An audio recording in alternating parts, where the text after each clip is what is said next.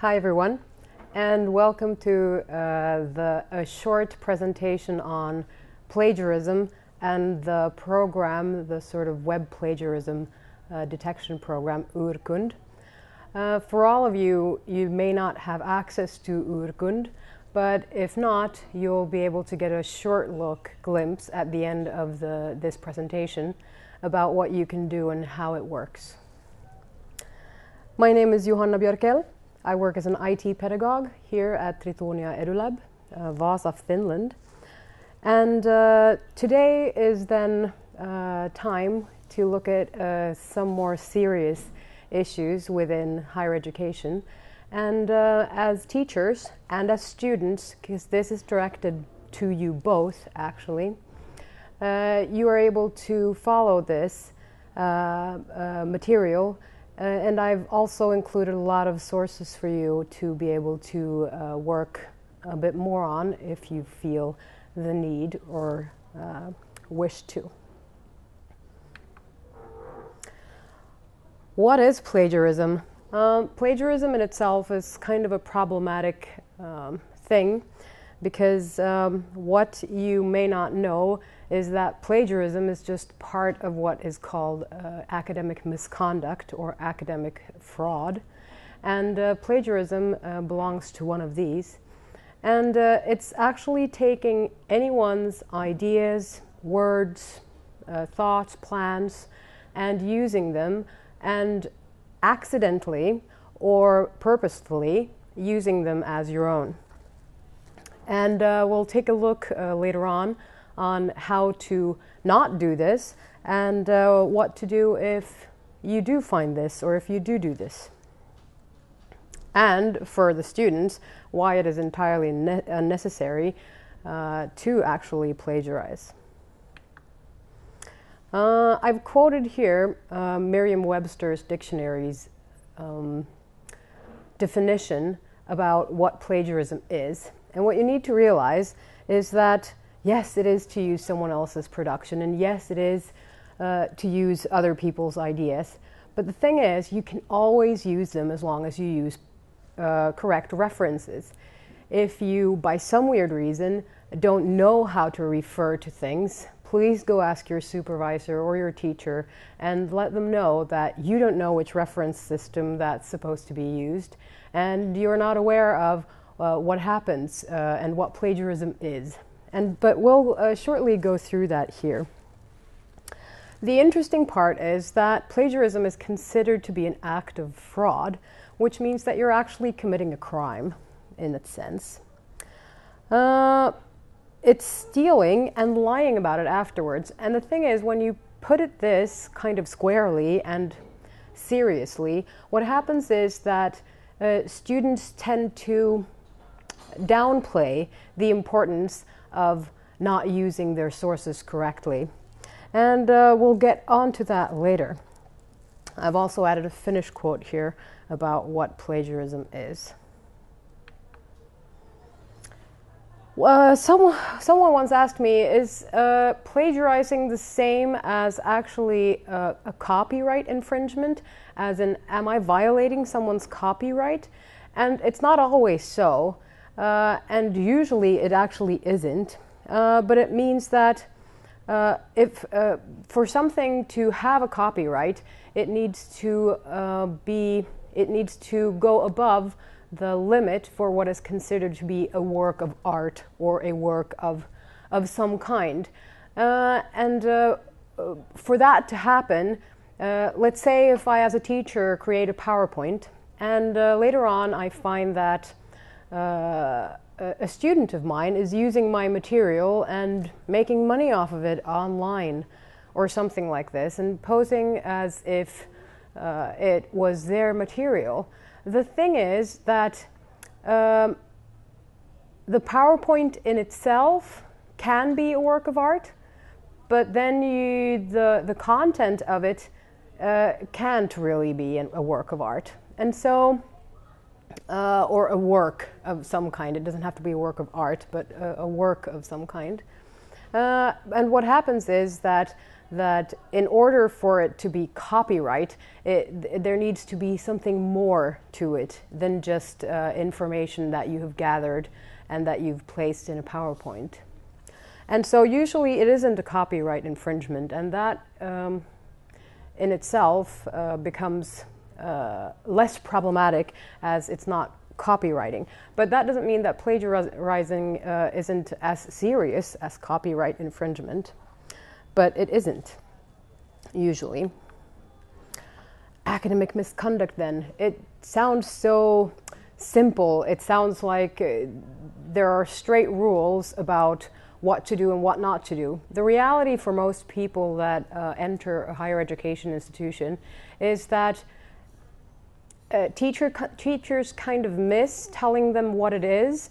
They sort of browse over it or say just shortly something about it and are constantly thinking that someone else will broach this subject with my students. The problem is that a student can go through their entire academic career and not having anyone tell them.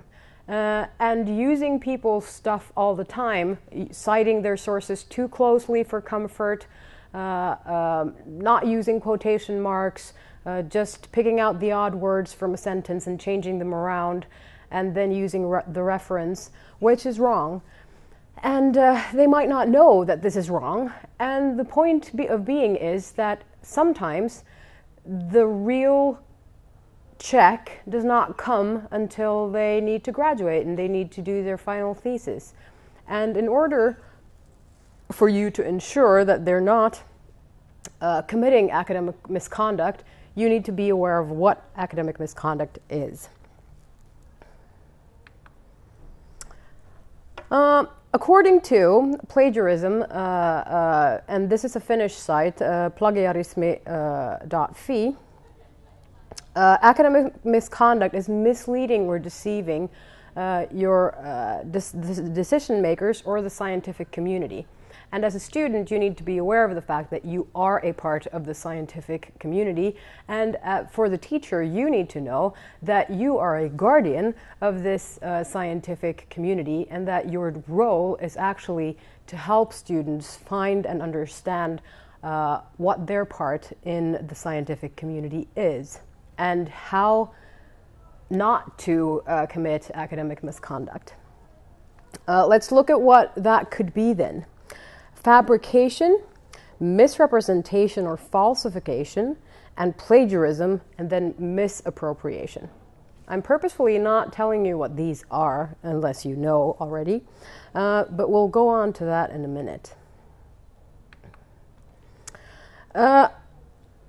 Academic dishonesty can manifest itself as plagiarism. That is presenting other people's work that can either be written or oral, ideas or words as their own or without using appropriate references, which means that if you say a lot of things and make it seem as if only the last part that you're saying belongs to your reference, that in itself is also plagiarism, because you need to be able to say that this entire paragraph in some way through your referencing system is something that someone else has said. So make sure, and an easy way to do this is, and this is just an example, to say according to Björkel, then you say the entire thing, and then you place the reference at the end. And this is depending on, of course, your various referencing systems, but as a good rule of thumb. There are also some rules that say that if you place the reference outside the period after the entire paragraph, you're supposed to be able to interpret this as the reference referring back to the entire paragraph.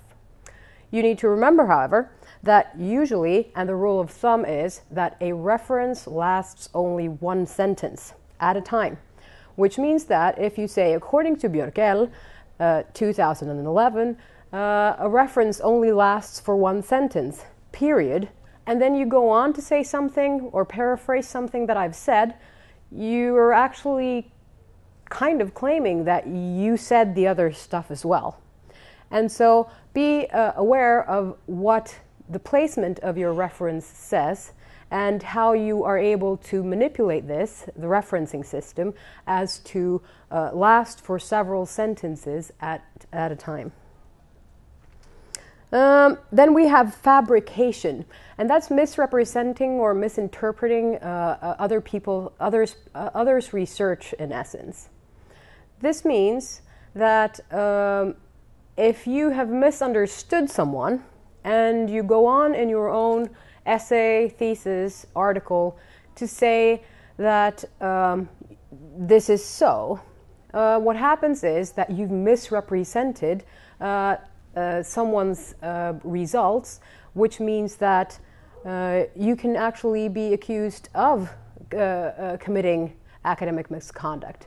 This means that for teachers, place extra effort on helping students to interpret results, academic texts, and so on.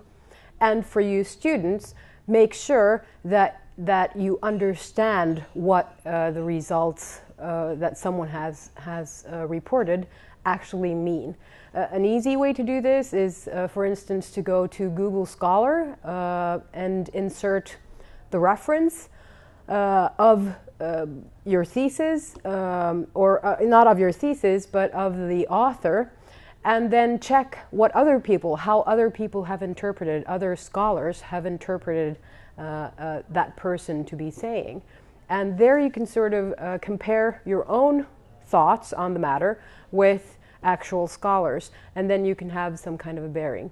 But be careful as a student that you don't take other people's opinions that sound smart. And if you do, make sure that you also quote them. Someone once told me that making science has a lot to do with collecting other people's thoughts on an issue and then adding your own. And what happens here is that when you take other people's, make sure that you refer. And the only thing you need to actually do is add a reference, and it will be okay. And make sure that you're not citing your sources too closely. We'll get to that later. Fraud, then, offering wrongful or untruthful information. This might mean that you give evidence from someone else's research in a wrongful fashion. You can consciously misinterpret them, and this is not sort of misinterpreting in the same way as in the other one, but you can say things about their results that aren't actually true. You can also, if you have some research of some kind, a study that you've created, a survey, you can actually, by leaving out certain results and picking up others' results and saying that these are excellent results, even though they perhaps weren't, if you look at both the positives and the negatives, you are then actually committing fraud. A scam and a hoax, then, that's receiving help or giving help in academic settings and presenting it as your own. That means that if you are a professor and you have a research student that entirely writes an article and you are the secondary author, if you haven't done anything in that article writing, perhaps it could be time to discuss whether you should be second author for this, or if you should only have a mention in the thank yous for supervising. So for professors, docents, people of higher standing, my apologies, this perhaps does not apply to you, but it might, and if it does, make sure that you're not using other people's work as your own. Alternatively, giving so much help that it actually could be your own, but not presenting yourself as an author. The last one is interesting. I hadn't thought about this one myself, actually, before I started looking into this issue closer, and it's sabotage. And I don't think how many people realize that this is actually considered to be academic dishonesty. and it's preventing others from working or finishing their work, or preventing others from finishing their work. Interestingly enough, a lot of things can be placed into this category that I hadn't thought about, such as if you're in a group work. If you're the one that sits by as a bystander and let everyone else do their work, you are committing sabotage. If you borrow a book from the library, but you don't return it even though there's a reservation on it, you're committing sabotage. If you steal a book from the library or purposefully destroy it, you're also committing a sabotage, because even though you might not know the other person who needs that book, you're still a crucial part of why they won't be able to finish their work. So do think about these things, especially as a student, that your purpose as a higher education student is not to sabotage other people. Sometimes it's better to say, I just won't participate in this group work and take the course another time. So that's about prioritizing in your work load. The National Advisory Board on Research Ethics in Finland, which functions as a sort of division under the government, they separate these instances actually based on, are they accidental or are they purposeful? And so they've actually sort of put a separation there between misconduct and actual fraud. And we'll look at that division here. It's gross negligence and irresponsibility, especially in the conduct of research. It includes understatement of other researchers' contribution to a publication and negligence in referring to earlier findings, careless and hence misleading reporting of research findings and the methods used, negligence in recording and preserving results, and publication of the same results several times as new, and misleading the research community about one's own research. Here a student can perhaps go, that doesn't have anything to do with me. But no, it actually does. You just need to take yourself into the frame of mind that you are actually conducting research, even though on a very basic level, which means that all of these things, or most of them, you can actually end up committing anyway. And so I'd say that after you're done with this, or now, press pause and actually look at that text and think about what in your world could make you sort of fall into this kind of trap. This was also quite interesting. They have gray area practices as well, irresponsible but rampant practices. And they're called misdemeanors. And here's where it's called misconduct, because you sort of float into the area of doing something wrong, but not entirely. And you can debate for hours, if you were kind of caught, whether or not this could be construed as being misconduct.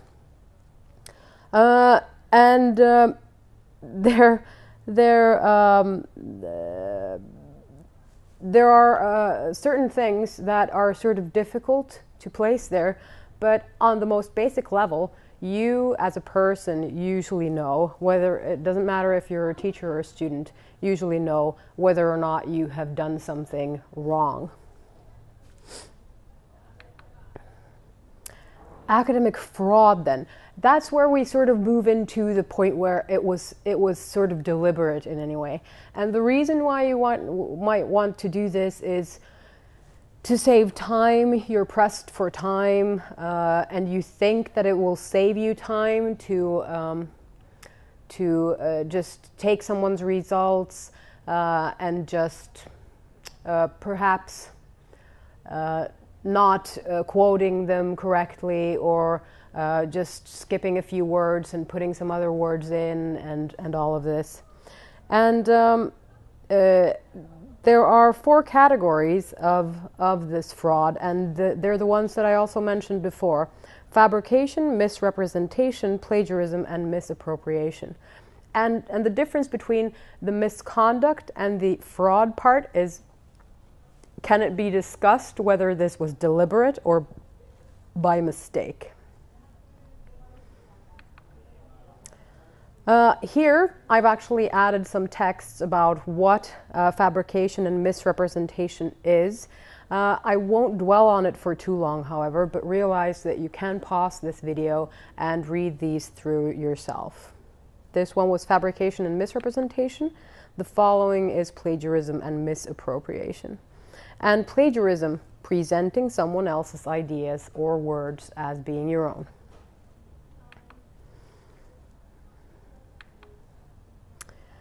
Here we go.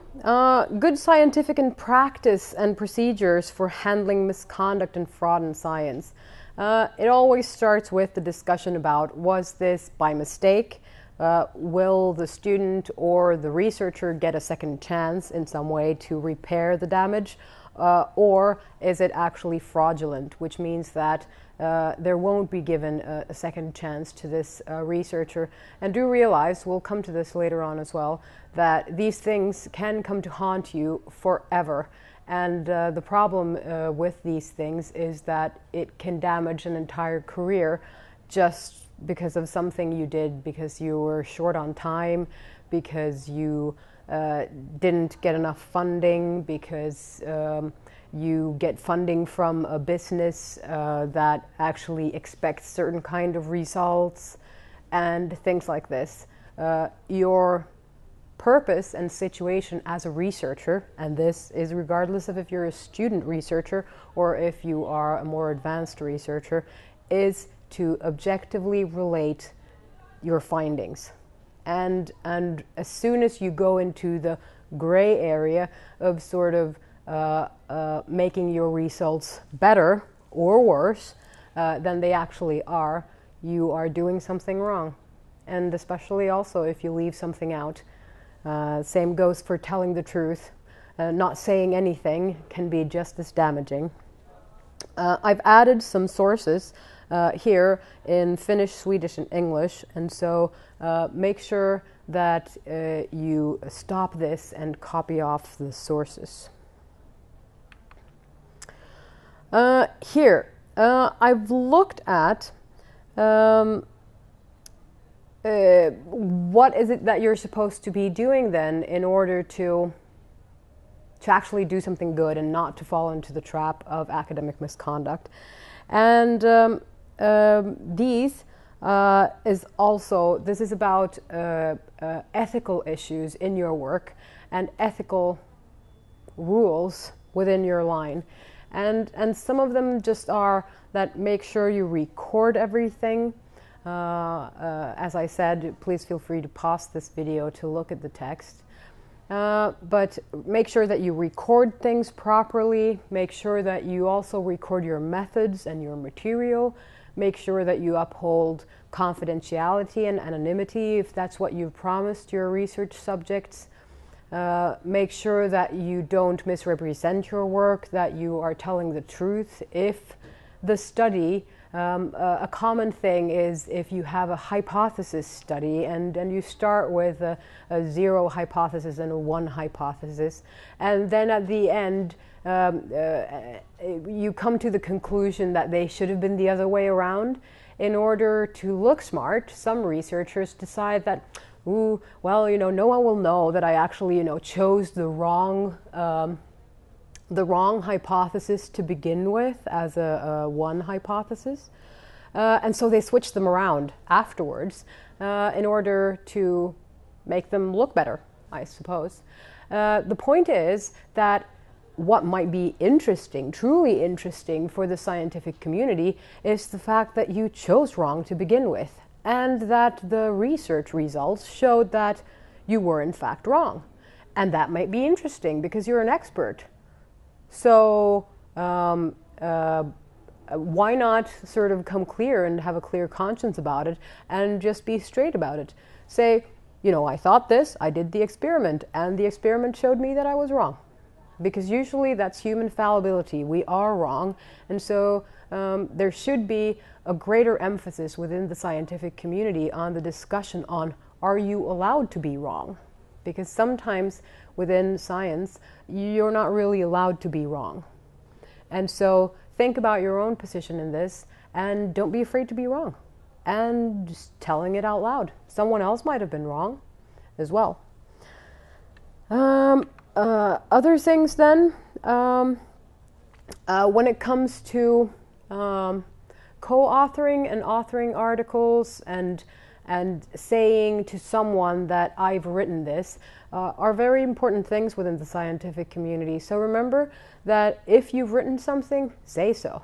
If you've had someone translate for you, it's quite all right in the thank yous or the foreword or in a footnote to say thank you to this person who translated this for me, because translations in themselves are not in any way wrong, and language checking and so on is not wrong. It's actually things that you need to consider and should consider in order to create qualitative work. For the students, however, it might be better to actually try to do it yourself. But then again comes the question, are you allowed to be wrong? And so teachers and students everywhere, allow yourself to be wrong. And allow yourself to say things that aren't necessarily so afterwards, and then admit that you said or did something wrong. Paraphrasing then. This is a question that I usually get from my students. They're not really sure about what paraphrasing is. Paraphrasing means saying something in your own words. And this is always where things go a bit wrong, because students and teachers, for that matter, have a tendency to feel that some things you just can't say with your own words. And am I supposed to say this with really simple words, in opposite to being able to sound this nice as the author in this text has been able to sound? And the thing is that is why the 50% is there. 50%. And I'll repeat that for you one more time. 50% of any sentence that you paraphrase is supposed to be in your own words. Your own words does not mean that you are supposed to use a simpler language. It does not mean that you get to be less scientific or academic when writing that. But you have to make sure that 50% of the sentence is rewritten in some way. And if you want help on how to do this, easy to Google, paraphrasing or reporting. Because what you're actually doing is reporting something. So if you were to report what I've just said, you'd go back and say, according to Björkel, 2011, paraphrasing means saying something or reporting something. In reporting something, you should create 50% of what is being said recreated in your own words. That's paraphrasing. And note that I didn't use the exact same words. I found synonyms, and I tried to sort of look at it from an outside perspective, which means that if I was very forceful in saying that, you as a researcher might say that Bäckström or Björkel quite forcefully said this. And so you're actually reporting, and you need to think of yourself as a kind of journalist when you're doing this, because you read something, you interpret it, and then you go on and you write down what you've read or heard. And so, according to this source, these and these things are so. And then you need to give arguments and counter-arguments for why this could be correct or not correct when it comes to your particular research. And the thing is, in essence, the things that you're doing is the same. Paraphrasing is just the same actually as stealing someone's stuff. You're just saying that it was me, in this case, who said this. And that is the short phrase, give credit where credit is due. And that means that when someone deserves the credit of saying something, go ahead and say so. And that makes you a better person while you're still taking what I said and using it for your own benefit. And this is sort of where students go so wrong, and more experienced researchers as well. because we feel that we have a low self-esteem and that we aren't worthy of saying things in our own words or interpreting things. We're just too small and not experienced enough and all of these things. And so take a deep breath and realize that, yes, you are you, and you approach these things from your own perspective. You always do that when it comes to sort of creating something. So take your perspective, marry it with the other person's perspective, and be clear when you put in the text that this is my opinion in regards to that person's research. And then again, yes, let's go back to the word opinion. Let's not use the word opinion so much, because opinions shouldn't be of such great value here, and the way we say opinion also in academia may be misleading for students especially. It's not supposed to be so much your opinion as your professional view on the matter. And yes, students, you are professionals, or you are starting out on the professional path. So be proud of that, and don't be afraid to be wrong, and don't be afraid to ask for feedback from your teacher, and also asking. Why not send a short paragraph to your teacher saying that this is a text I found, and I wanted to paraphrase this, but I can't seem to be able to get 50% of this into my own words. Would you mind just telling me shortly what the core message in this is, so I make sure that I have it correctly? Don't be afraid to do that kind of thing. And also, why not put a note in the margin for your teacher saying that this is the original text here, and hopefully I've paraphrased this close enough, or not close enough, too close to the source, and I'd like some tips on how I could develop my language skills in order to be able to not do that. And realize that 50%, then I don't mean, take out all the small words and just leave the big difficult words and add new small words in between. 50% means 50% of the small words need to be changed, and 50% of the large words need to be changed. So that's not sort of a scapegoat thing. I've added a link to a YouTube video here on how to avoid plagiarism by knowing how to paraphrase. As a teacher then, and this is for the student as well, but as a teacher, how do you know what plagiarism is when it sort of knocks you on your nose and wants to have a grade, and you're not sure if you want to give it a grade or not? Here we have things such as unusual phrasings. That usually means that the original source had such a particular way of saying it that the students had a hard time translating it into words of their own, which means that they copy them right off. And the thing is, good people, if you want to copy things right off with your referencing system, that is available to you. That just means using quotation marks and then adding the reference. And also remember that every time you use a direct quotation, you need to add the page number of that. And for students, it's usually recommendable that they use page numbers in all their citations. When you get to be a teacher or a professor, then by all means go ahead and leave that part out, because everyone knows in which of the 350 pages that Piaget has said something particular. And so you are helping your audience a lot if you actually mention where you've taken things from, also on a page level. But as students, I recommend that you always use page numbers for where you've taken both paraphrases and direct quotes. Then, noticeable unevenness of style. And this is interesting. As an English teacher, I've usually come across the point where the introduction is kind of a sketchy thing where there are a lot of spelling mistakes and grammar errors and not so many quotes or paraphrases or references overall.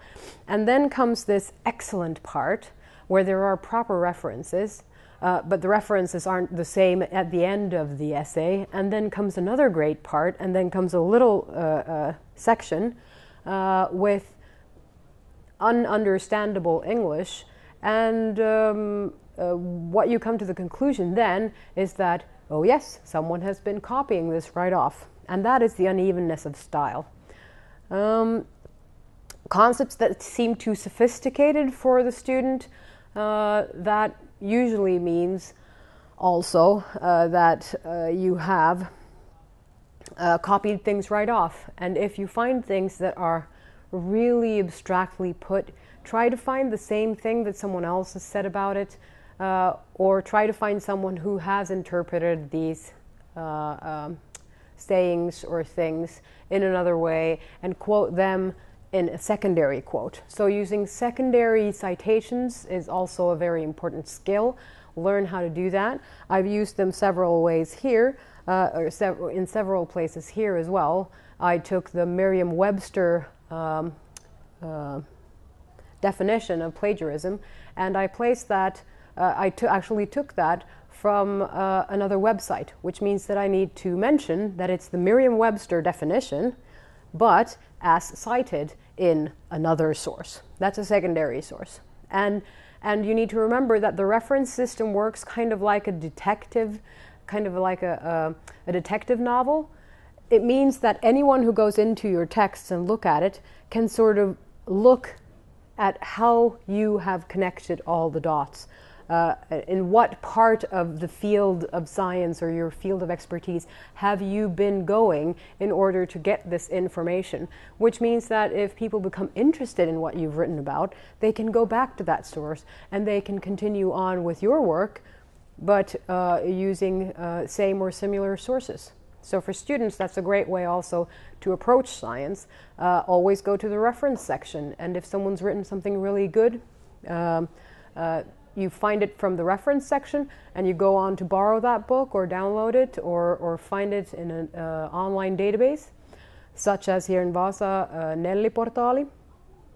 And then you use that, and that is completely legal, and in that instance you don't even have to go back to the author who's used the source in the first place, if you're using the original source. However, if you're using the source from that person's text, then you need to say, as Piaget said in this person's text, as cited in this person's text. Because there's always a level of interpretation that goes on. And the further away you get from the apple, which is the knowledge in itself, the further away from the truth you might get. So remember, always go back to the source. That's a good way to avoid committing plagiarism. Then, unclear or incorrect sources listed in the bibliography. That usually happens if you are copying and you don't realize that what you're copying is also using sources, and you don't go through that person's reference list and make sure that you add them to your own. That in itself is committing something incorrect, if you may. So please make sure that you always go back to the original source, and if they're not available, use a secondary source, because the secondary source is less trustworthy. So the further on you get in research, the less and less secondary sources you're allowed to use, actually. And at some point you're not allowed to use them at all, because they're not really scientific. That is sort of finding things that other people have found kind of thing. And when it comes higher in, when you get higher up in the science, within the science field, you need to be able to find these things yourself. You can take other sources as help in order to find the original source, but you then use the original source for your own interpretation. A writing style or diction choice in a particular paper that seems inconsistent with what you have found before. And for teachers, this is very important. If you have a course that consists of get these 3 books, read them through, come to these 2 seminars, and then write an essay or do an exam, you're in trouble. And you're not being very scientific yourself. This means that the student gets one chance and one chance only, and this is the recipe for disaster.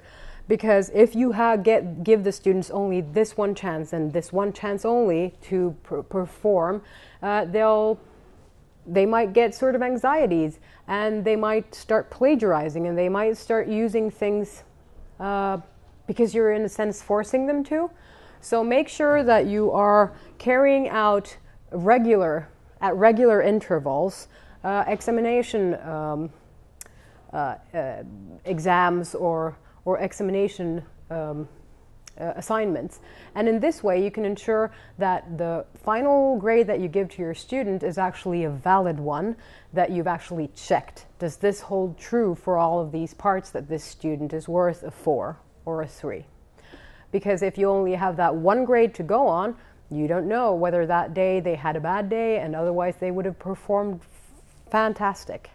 And so please make sure that you are scientific also in your evaluation of your students, and don't force them into the trap of performing this one time. Another way of going about that as a teacher is to offer progress writing, which means that they might hand in version 1, you comment, and they go back and correct and hand in version 2, and you only grade version 2.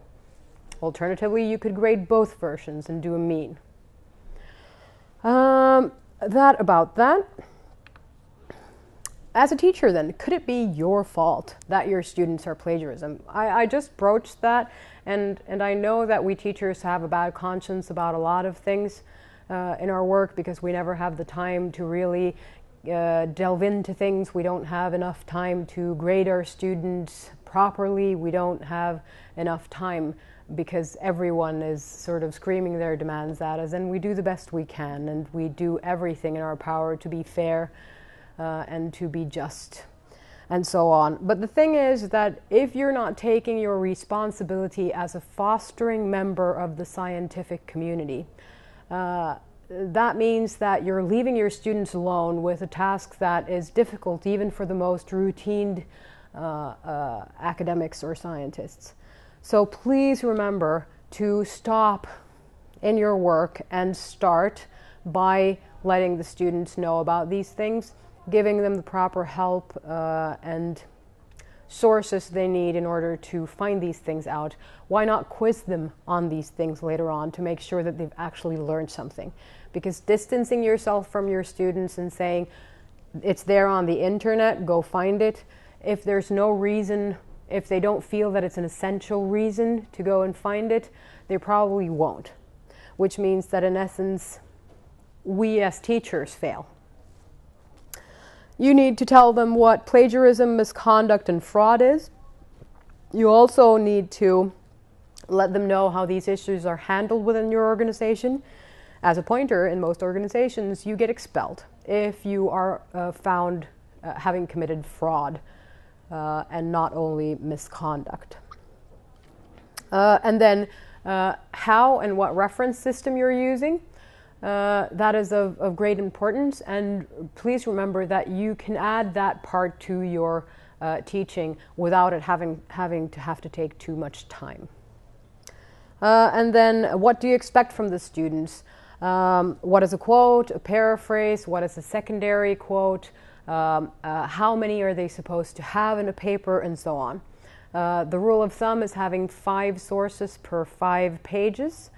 Of an essay, for instance, and that also means that if you have preferences that yes, they need to use 3 books and 2 online sources, you need to let them know that, and not be surprised when the students show up with 5 internet sources that they probably or perhaps haven't checked the relevancy of, or if they are valid sources. And so please make sure about this. When you write in English, the important part is to remember that it's considered to be not as academic if you use too many quotes. And especially if you're using too long quotes, and even more so if you're using long quotes and then not talking about the quotes at all. So you cannot use a quote and just feel that now that author got to say what I felt needed to be said, because if you don't discuss it in any way, the quote becomes invalid in a sense. And so when writing in English, you need to avoid direct quotes as far as possible, and then try to paraphrase instead, because that's considered to be a more mature way of handling other research.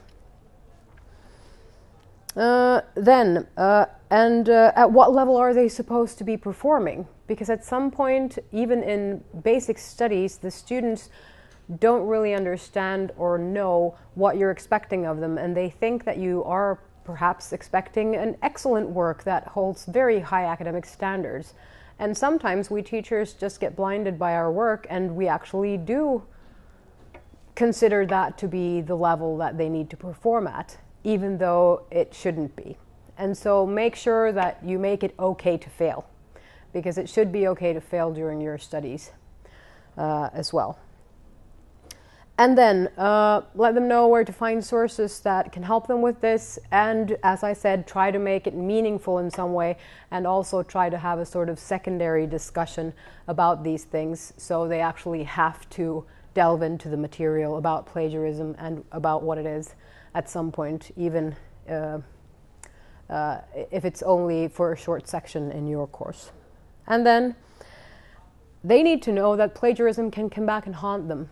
The decision that they make in a snap minute, the last night before the deadline when they're creating their essay, that snap judgment can actually come back to haunt them many, many years later, and it can ruin an entire career. And even worse so is if you start out on a career and then it becomes clear in sort of an aftermath that you have considered and you have committed academic misconduct, that you might actually lose your job, because you can then be considered as not trustworthy within the academic setting. So your integrity and your own work, you need to be proud of that, and you need to make sure that you also create it thinking about the fact that you need to be proud about it for a long time perhaps. But mistakes you're always allowed to make. Here I wanted to discuss a few examples about academic misconduct. Finding academic misconduct in students' work is, and even worse in colleagues' work, is about the worst thing that can happen to anyone. And if you're not prepared for it, the chances are that you might just shrug your shoulders and not do anything about it. But please, please be aware of the fact that that in itself just ruins things for you. And make sure that you know how to deal with the fact where you find this happening with your colleagues or with your students, that can actually help them. So make sure that if you feel that this might have just been by mistake, first have the discussion with the student about what's happened and what you have found, and then check your organization. And you need to know these things as well if you're a part of the staff, what your organization's own system is when it comes to handling these instances. And for example, I'd like to mention and thank the National Advisory Board on Research has some great examples here, and I'll just mention one where a teacher, and this is from personal experience, not from the TANK webpage where you can find other examples, but I found in one class 5 students who'd committed plagiarism in various degrees. Some people had copied directly off web pages. Other people had cited their sources too closely, which meant that they'd just picked out a few words and changed it around. Some had actually gone into saying things, making it sound like it was their own and not adding a source at all, and later on adding sources. Some people had not added references in the text at all, but actually added the references only in the final reference section. And even that is plagiarism, because then you haven't shown, you know, at what point you've used which source. Broke my heart. Realize, students, that you break your teachers' hearts when you do this. And so I gathered a small contingent of my previous boss and the coordinator for the international students, because there were international students involved as well, and we had a joint session where we discussed and looked at the various cases and checked if it was intentional or not. The following step that was carried out, that would have been carried out, but all of these instances were judged to be misconduct. Students not knowing, students being unsure, students feeling that they weren't capable enough to do that, or being pressed for time, and being pressed for good grades as well, had done these things. And so the next step would have been that the students would have gone to the principal, and after that the principal would have then decided whether or not to expel them from the university or not.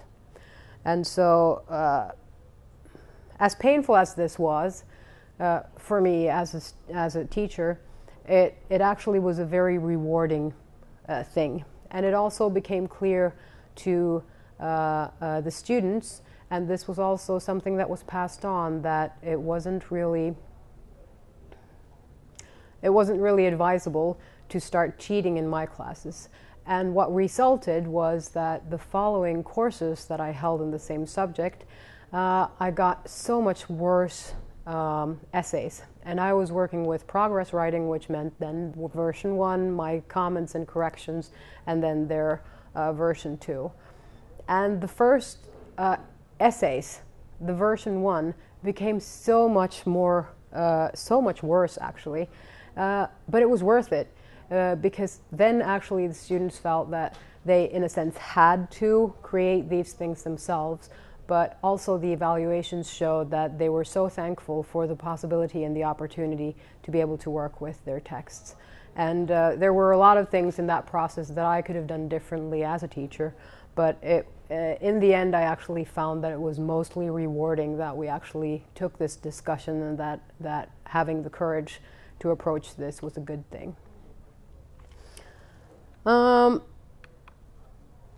Your organization's plagiarism principles. When you have finished watching this video, or why not right now, go and check what your organization says about plagiarism and how you're supposed to handle it. Since there are so many organizations involved here, I can't really go into the particular details. They're all quite similar, but they all have slight differences as well. But usually contact your supervisor, your closest supervisor, and they'll usually also help you on from there. But you need to be aware what to do and how to do it. Here are some tips and sources. Please note that all the sources that I've used for this presentation are not present in this sources list. They're present throughout the presentation, which means that some of the links and some of the sources, especially sources for the pictures, will be found in the previous part of my my presentation. For students and teachers alike, I'd like to point you to the material I've created earlier about how to avoid plagiarism and create great articles and essays. That's the sort of positive thing with it, because they become excellent once you learn how to. And the source, and that's an online lecture series of 3 shorter lectures. That's all in all 45 minutes. So you can watch any which one at any time of your choosing.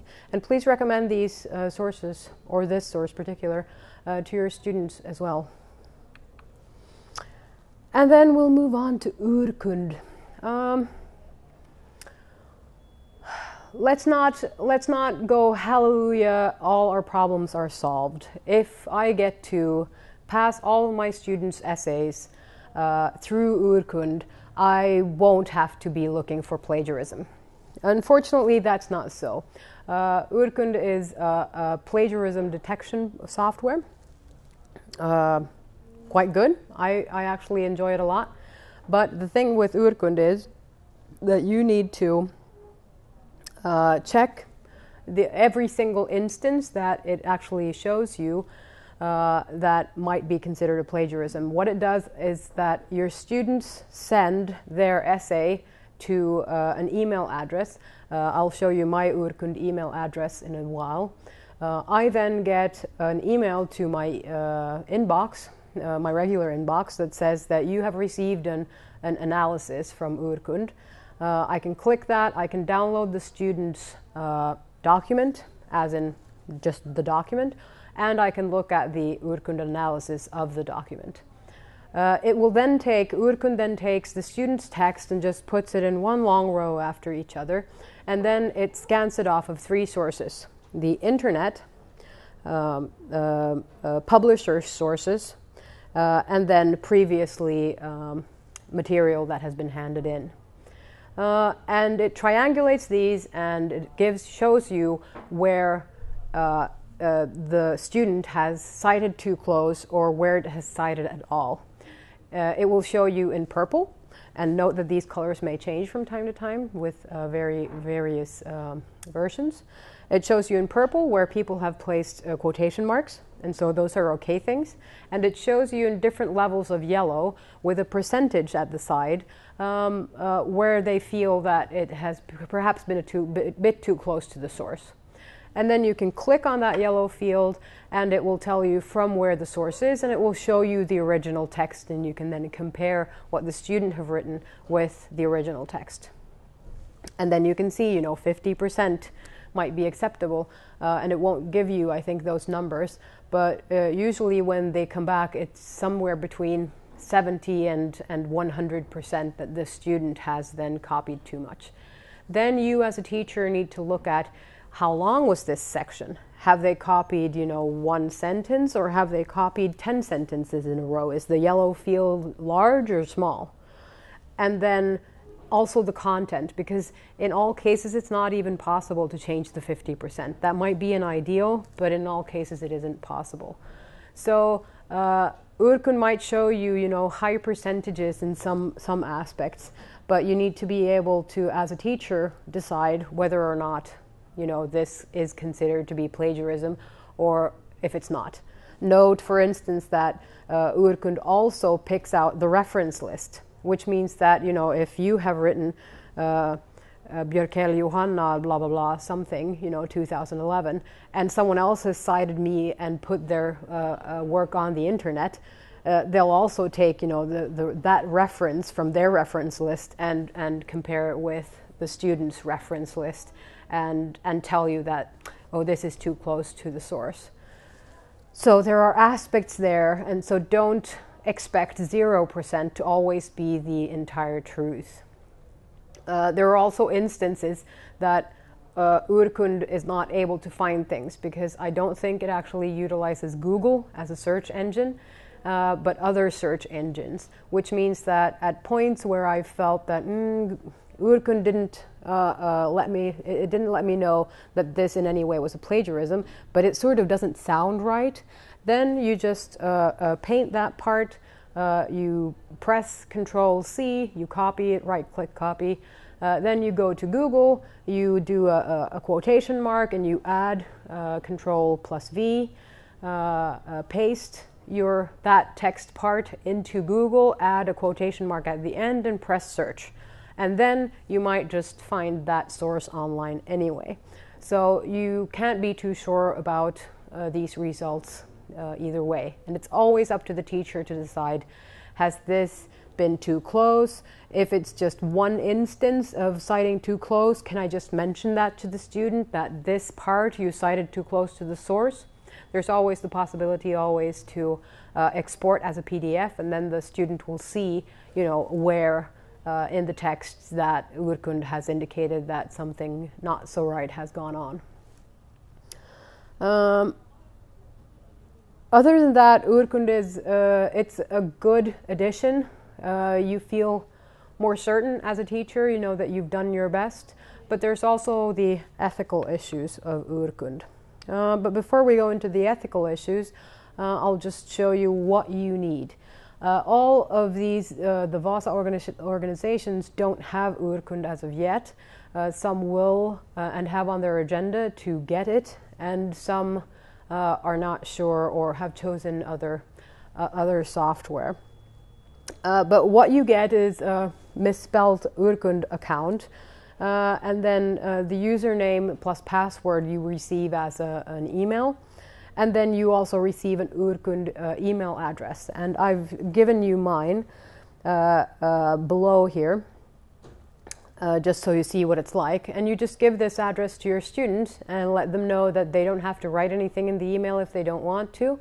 And also remind them about the importance of adding their own name or alternatively student number, because realize that sometimes it's actually you are doing a better job as a teacher and being more fair if you don't know the name of the person who's written something. So using the student number might be a suggestion for this as well. And then they just send their essay to this email address, and you receive your confirmation email, and you just go and check there. And then some instructions for the students are necessary, and also so they're aware of what it is and what it does. And then knowledge, you need knowledge, of course, about how to interpret. And here I suggest also that you read the Urkund manuals, because there they have some guidelines on how to interpret these things. But remember, interpreting the results are always up to the teacher. Then there are the ethical considerations. There has been large debates, great debates at a lot of the institutions and organizations that have taken this into use. Is it correct that the student material is uploaded to the internet and that it is compared to other students' things there? And is there a possibility that the information might leak onto the internet? And does it in any way have anything to do with their copyright? And different organizations have taken a different approach to these things. Some use it collectively, and now I'm talking overall, not only in Vasa. Some use it sort of collectively, that every single essay, every single written account of something needs to be turned through Urkund. Others only say that you can choose as a teacher, first of all, if you want to use it. And then the students in turn can also say that I don't want that my essay should be published to this. Personally, I think that the database is something, you know, that you should be proud of if your work is in there, and you don't want anyone else to copy off it. It'd probably be better if you would find out if someone tried to copy your things instead of being unaware. And then, of course, there's the ethical consideration. Yes, well, some organizations then use it only for the bachelor's thesis or the master's thesis or the doctorate or thesis. And those are the only things that need to be run through Urkund, but the rest are sort of on a voluntary basis. But make sure, if you have Urkund, that you know what the policies are, and make sure also that you take to heart considerations that students have regarding these ethical issues with Urkund. When it comes to these things, you know, hope is that Urkund, the program, should benefit both the students and the teachers. And in this way, that will create a better scientific community, because that's what we're here to do. The search for knowledge goes on. Thank you for your attention, and make sure that you don't fall into the trap of plagiarizing. And yeah, and if someone does fall into the trap of plagiarizing, try to help them out in fair ways. And a fair way might not always be to let them get away with it. So, thank you.